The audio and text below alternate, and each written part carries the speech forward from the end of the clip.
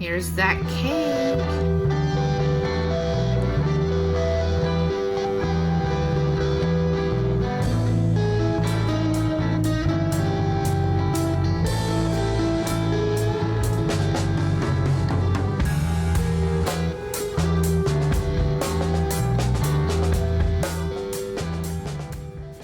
Welcome to Hungry Heat's channel.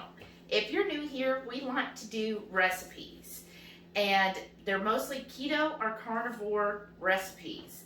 So what I'm doing today is there's currently a challenge by Keto Chow to use their creamy tomato basil soup to make a recipe.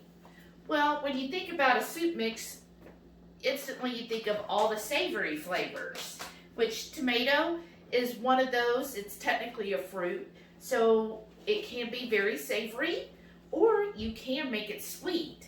So I decided to go the sweet route, and I'm going to make a creamy tomato basil spice cake. And it will have some sweetener in it and a little bit of frosting, and I think this will be a good spin on how you could turn their savory flavor into something sweet if that's what you want. And this is perfect for spring time right now. It's almost Easter, so this will be a great thing that you can serve at Easter time that will help everybody, even those that aren't keto carnivore. Now, if you're new to our channel, we do go live every Friday night at 6:30 Central, and we cook up a dish and show you what we're cooking, kind of walk you through the steps, and then live we will eat it, tell you what we think about it, and just chit chat with all of our friends we call the Hungry Horde. So thank you so much for watching today. I hope you find this interesting, and definitely try the recipe and tag the Hungry Heat on Instagram so we can see what you do with all of our recipes. For our recipe, the spice cake, what you will need, of course, is a serving of the Keto Chow creamy tomato basil. We're going to need 2 eggs, a cup of pork panko, or use any pork rind crumbles, or you can just make your own. It's so easy. We're going to use Swerve brown sugar as our sweetener. I find a brown sugar, because it's a deeper caramely, more flavor, really pairs well with tomato. And then for everything else, we're going to need a little baking powder, baking soda, of course a stick of butter, because life isn't complete without butter, some salt, and then all of our spices, which is cinnamon, cardamom, which I absolutely love cardamom, some ginger, and nutmeg. And now I'm going to combine everything and get started for you. All right, first thing I'm going to do is take a stick of softened butter, and I'm going to put this down here.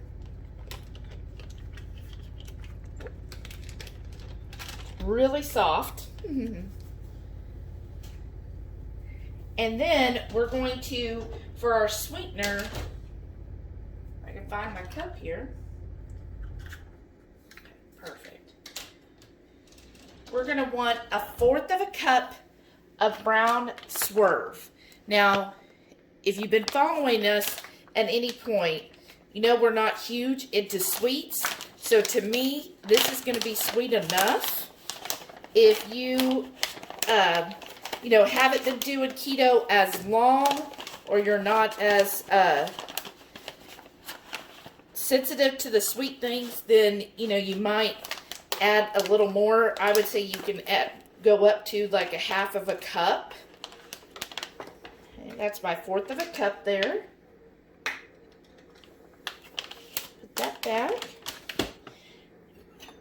And then I've got my spoon, and I'm just going to combine the brown sugar and the butter. I want to kind of whip that together so that it really gets well mixed. This is a good base for your cake. This looks good. already. And sometimes with the swerve brown sugar, it will kind of clump up. But to me, that's fine. You can, break it up first. But I'm already going to be mixing everything together. So it's not a big deal to me if it's a little clumpy. Because I'm going to break up those clumps, stirring it into my butter. See, that gives that butter that, now it's kind of a brown butter look once it's well combined. And I'm just going to spread that out a little bit. And then this is when I'm going to add a scoop of my creamy tomato basil.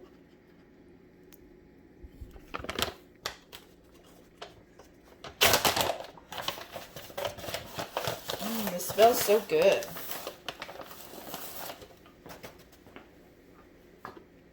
Add that in here.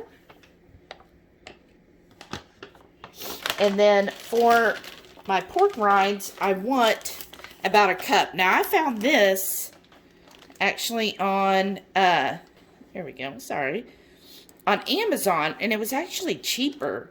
But when I went back to order some more, they were already sold out, so that's a little disappointing.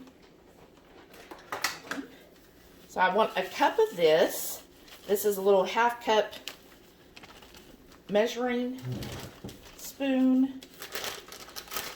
If you've been following us, you know that right now we're in a hotel because we had some damage from the winter storm. And they put us up at a hotel where our house gets renovated. But I find it also, all of our recipes, we don't ever use almond flour. Heath has found out that almond flour tends to disagree with him, like he's allergic to it. And honestly, when you think about it, you don't want to use hundreds of almonds to make a dish. So now I'm just going to stir all this together. I'm going to get that combined. But so we don't use the almond flour in any of our recipes.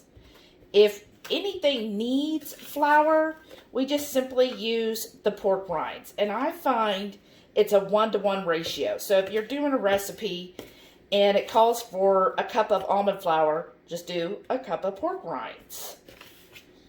And that seems to work perfectly. Because we have other recipes where I've made muffins with the pork rinds, and they just turn out perfect. I can't tell a difference, honestly. You don't really taste the pork in it at all, and it still gives that nice fluffy consistency that you get with the flour. Alright, and then next I'm going to add 2 whole eggs.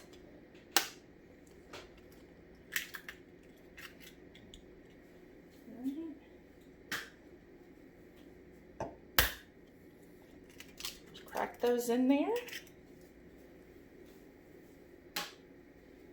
And do this. Okay. And then for everything else, all of the other seasonings, the baking powder, the baking soda, the salt, the cinnamon, cardamom, ginger, and nutmeg. It's simply 1 teaspoon. I mean, this is really easy to follow and do. I love using my Keto Chow measuring spoons, and if you don't already, they have a monthly subscription box called the Keto Chow Club or Chow Club, and that's how we got this. So this is perfect. It folds up. It's really easy, compact, and then there's my little 1 teaspoon. So I'm going to do a teaspoon of each of my spices, as well as the baking soda and baking powder. You can start there. And the baking soda and baking powder is what's going to help kind of fluffen this up. Now, when it comes to baking powder, try to find, if you can, I know they have it on Amazon, a brand that doesn't have the cornstarch. And that way you get the cleanest one possible. I mean, typically it's usually just a small amount. So for most people, it doesn't make that much of a difference. But I mean, why even have that additive in it? Okay, that's that.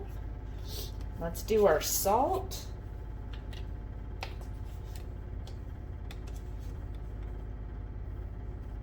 That in there.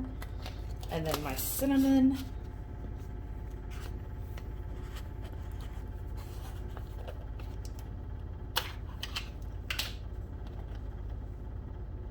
And I always try to do like mise en place. That's means having everything in place. So I'm not trying to run all over the kitchen to find everything. Some nutmeg. That really will bring out the earthy flavors of the tomato. It's already smelling so good, y'all. I really wish we had smell-o-vision. And then my ground ginger. I love ginger. Who else is a fan of ginger? I used to really enjoy like gingerade. Or ginger ale, rather. Always enjoyed ginger. I think that's why I like a lot of Asian food, because they really use ginger quite frequently in their dishes. Oh, hold on. That's clumps in there. Okay. And then finally, some cardamom. Now, cardamom can be a little hard to find and a little expensive, but it'll last you forever. So I got this one. Oh, it smells so good. I love the smell of it. I got this at my local Kroger. That's their brand private selection if you have a Kroger near you. And it was still like $5 for this jar here. But it's going to last you forever, because you don't need a lot of cardamom to really heighten the dish up and give a good flavor profile. So I've got everything in here and got my eggs, so I'm gonna kind of crush those yolks and then just start combining everything together. And I'll show you what the batter looks like in a second. Now I've mixed everything together, and look, it looks just like a regular batter. Isn't that gorgeous? I mean, this is perfect. Who needs flour when you have pork rinds? And what I'm going to do, now you can pour this into a regular cake dish if you choose to. We're at a hotel, so we only got an air fryer. So I'm going to use the bake setting on my air fryer. I am preheating it. So you do want to preheat your oven to 350. And usually, depending on the size that you're going to do, about 15 to 20 minutes. Today, I am using these cute little cupcake molds. And that's what I'm going to put this in. And I'm going to make 6 of these with this batter. So I'm going to start filling these up and then show you when it's done. So you hear Heath all the time talk about he studied under several television chefs. Well, me too, right? That's what I love watching, cooking videos. And I used to love the Food Network show because it used to do a lot more cooking, and you really do learn a lot on those cooking shows. And that's why I love YouTube now. There's so many great people out there who are making amazing food, and you can always pick up a tip. And I hope that I provide people with tips on here. And I hope that we make you feel more comfortable in the kitchen, because it really is so much fun, and you can make delicious food so easy and definitely save money. So my tip today, and I learned this from Emerald Lagasse, whenever he makes a baked good, whether it's a cake or muffins or anything, once you fill it up, you want to drop it. Try not to have it roll over, but you want to kind of drop it on the counter, and that's to let it all settle and get out those air gaps. So you see, most of these were almost filled up, but I ended up doing 8. But now look, it's gone down a little bit doing that, and that helps knock out the air. So I'm going to do that to each of these. And then I have a little bit left. So if one gets too low, I could add a little bit more of the batter. But I've tried to fill these about 3/4 of the way full. Some of these got a little fuller because I know with that baking powder and baking soda, these are going to bloom up. And probably like that green one, it's going to go up over it. So the pink one's a better representation of how full to have it. And I'm just setting those in here. See, and letting that just do it. You don't have to do it real hard. Just kind of pick it up about a 1/2 inch from your counter and just kind of drop it. Just get out all of those little air gaps. Especially when you're making a cake, you don't want it to have a lot of air gaps.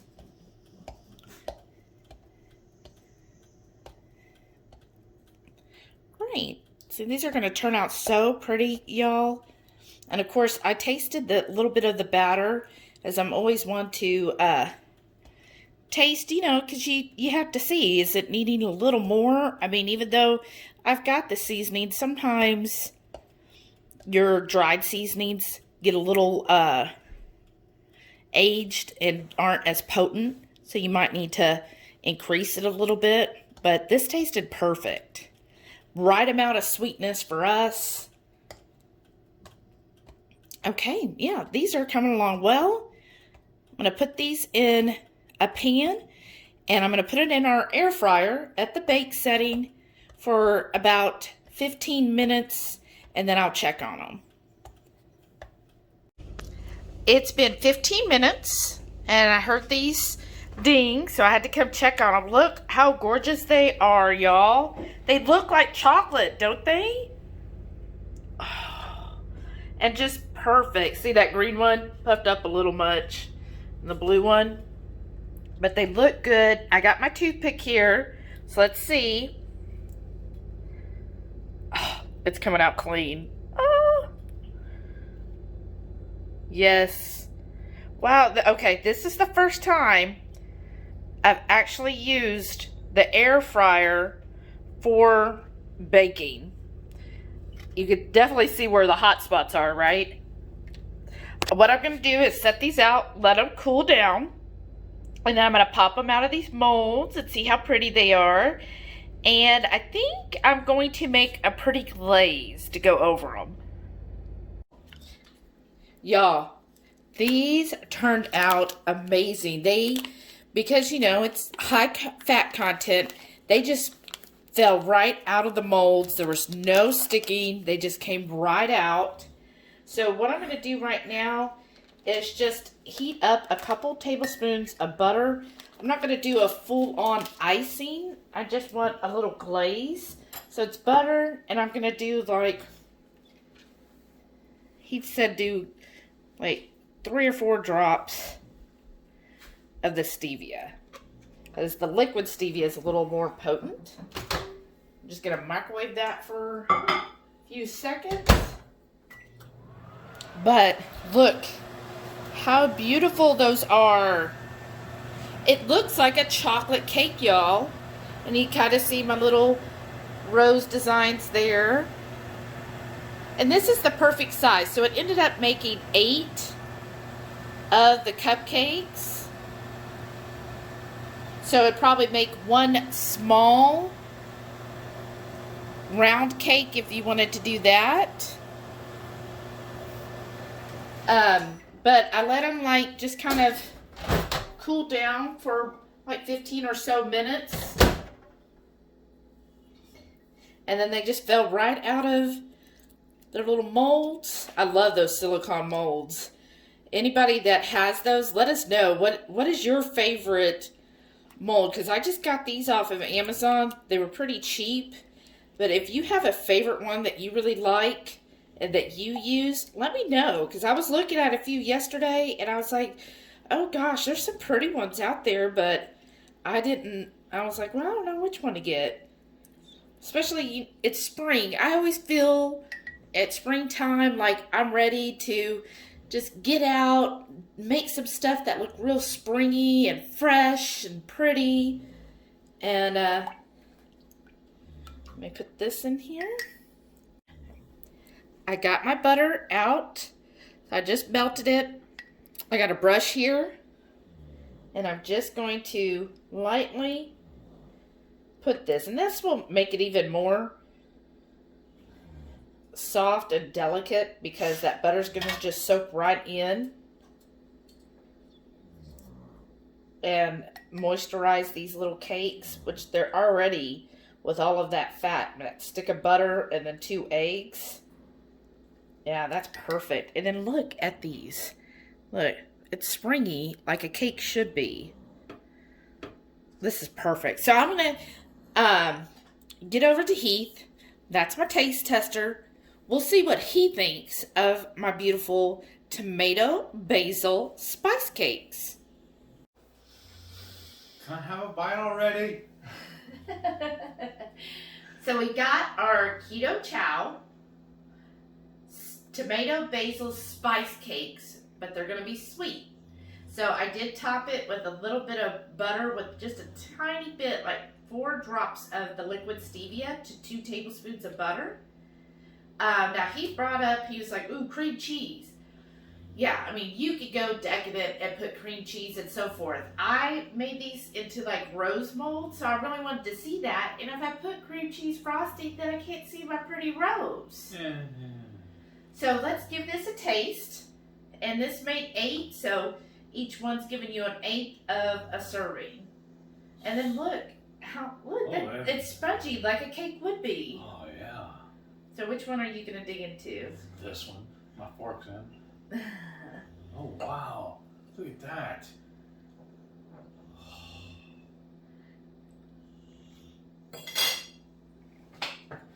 How the hell?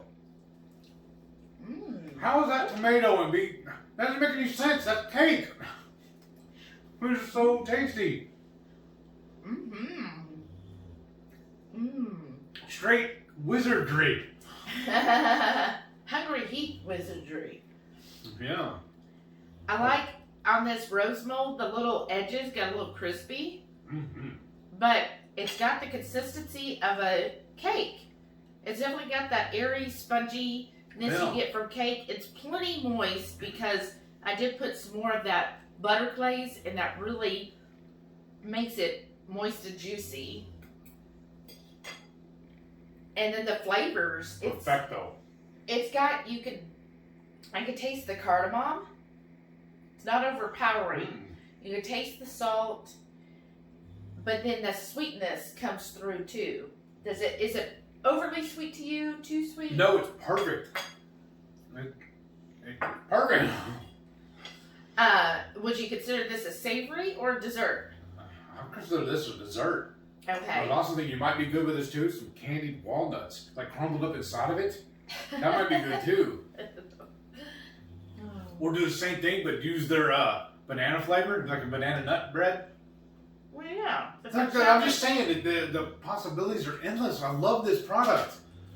Well, yeah, but I'm saying for the tomato basil. Yeah. It's amazing. Most people, when they think of tomato basil, they think of a salad, savory. Or putting it on like a burger or a sandwich or something. Tomato soups. I never would have thought making it for a dessert. This is... Yeah, so this definitely lends to a dessert, which is perfect for Easter. Yeah. It's perfect for spring and for summer. It looks like chocolate, honestly. Yeah, it does. The flavors are really good. Again, I only put 1/4 of a cup of the Swerve, which to us is plenty sweet. But if you, again, are new to keto, or if you traditionally eat more sweet products, or if you find on Keto Chow that you like to add a sweetener, then you might want to bump it up to 1/2 cup of the Swerve brown sugar. I thought 1/4 of a cup for us was good enough. 1/2 is just too sweet for my taste. But again, you go by what you normally do. If you're someone, we have a lot of friends in keto that don't really ever eat anything sweet, like maybe once a month. Yeah. So to them, you're going to find this sweet enough. But if you're somebody who has Keto Chow daily and you add sweetener to it, or you make sweet treats, like Christopher's always making amazing cheesecakes and other desserts. So he has a lot of sweeteners. So if you decide to make this, I would definitely say do at least a half a cup of brown sugar, maybe even a little more, or do a frosting that is more of a sweet frosting, and that would definitely kick it up to the sweetness that you're used to. I'm just blown away. This is like restaurant quality desserts. What? Yes. I can see this being on like a menu or something. It's so pretty. I love the little roses. That's so cute. Well, or even a little snack cake thing like at the convenience store or whatever. I can see grabbing a couple of these on your commute for your breakfast or something. Yeah, and this is what it reminds me of. Yeah. This is amazing. Could you imagine taking this to like an Easter brunch party? Everybody would just go crazy over it because it's so pretty. And they're going to think that, it's chocolate or, and then they're going to taste it and they'll get some nutrients that Keto Chow offers, and it's going to be tasty. Amazing. Good job. Well, thank you everybody for watching today. If you do make the recipe, make sure you tag the Hungry Heath on Instagram, and please like this video. It really helps us, and leave a comment. The comments are so important. Those are interactions that we need. Smash that thumbs up. Yes. And of course, subscribe. Hit the little button down here and subscribe to Hungry Heath. And also, do me a favor. Make sure y'all tune in every Friday night at 6:30 to see what kind of shenanigans we come up with. See y'all then. Thanks. Bye. Bye.